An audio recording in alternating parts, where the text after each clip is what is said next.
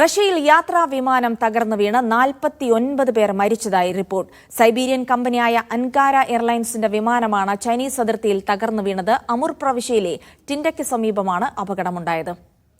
International ഡെസ്കിൽ നിന്ന് റബി മുഹമ്മദ് വിവരങ്ങൾ നൽകും. റബി, ഇപ്പോൾ വിമാനം തകർന്നു വീണു എന്നുള്ള വിവരമല്ലാതെ മറ്റെന്തൊക്കെ വിവരങ്ങൾ പുറത്തുവരുന്നു? എവിടേക്ക് പോകുന്ന വിമാനമായിരുന്നു തുടങ്ങിയ കൃത്യമായ വിവരങ്ങൾ ലഭിക്കുന്നുണ്ടോ?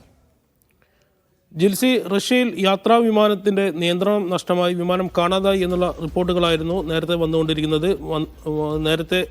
വന്ന റിപ്പോർട്ടുകൾ. എന്നാൽ ഇപ്പോൾ ആ വിമാനം തകർന്നു വീണിരിക്കുന്നു എന്നുള്ള ഏറ്റവും പുതിയ വിവരമാണ് ലഭിക്കുന്നത്. 49 പേരാണ് വിമാനത്തിലുള്ളത്. 43 യാത്രക്കാരും 6 ജീവനക്കാരും ഈ വിമാനത്തിലുണ്ട്. അവരെല്ലാം അപകടത്തിൽപ്പെട്ടു എന്നുള്ളതാണ് ഇപ്പോൾ ലഭിക്കുന്ന വിവരം. ചൈനയുമായി അതിർത്തി പങ്കിടുന്ന അമൂർ പ്രവിശ്യയിലെ ടിൻഡ എന്ന് പറയുന്ന നഗരത്തിലേക്കുള്ള വിമാനമാണിത്. സൈബീരിയൻ ആസ്ഥാനമായ കമ്പനിയുടെ വിമാനമാണിത്. ഈ വിമാനം ലാൻഡിങ്ങിന് ഏകദേശം 15 കിലോമീറ്റർ അകലെ വെച്ച് എയർ ട്രാഫിക് കൺട്രോളുമായി ATCയുമായി ബന്ധം നഷ്ടമായി എന്നുള്ള വിവരങ്ങളായിരുന്നു പുറത്തു വന്നത്. ആ വിമാനം ആ മേഖലയിൽ തന്നെ തകർന്നു വീണതായി കണ്ടെത്തിയിരിക്കുന്നു. വിമാനത്തിൻ്റെ അവശിഷ്ടങ്ങൾ ഇപ്പോൾ കണ്ടെത്തിയിരിക്കുന്നു. അതിലുള്ള 49 പേർക്കും ജീവൻ നഷ്ടമായി എന്നാണ് ഇപ്പോൾ പുറത്തു വരുന്ന വിവരങ്ങൾ. എന്നാൽ ഇതുമായി ആളുകളുടെ മരണത്തെക്കുറിച്ചുള്ള ഔദ്യോഗിക സ്ഥിരീകരണമൊന്നും ഉണ്ടായിട്ടില്ല.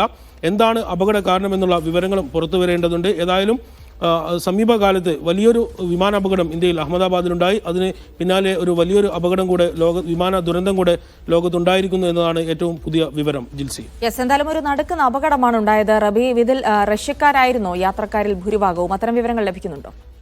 യാത്രക്കാരാരാണ് എന്നുള്ള വിവരം ഇതുവരെ പുറത്തു വന്നിട്ടില്ല. എവിടെ നിന്നാണ് വിമാനം പുറപ്പെട്ടത് എന്നുള്ള റിപ്പോർട്ടുകളും നമുക്ക് ലഭ്യമല്ല.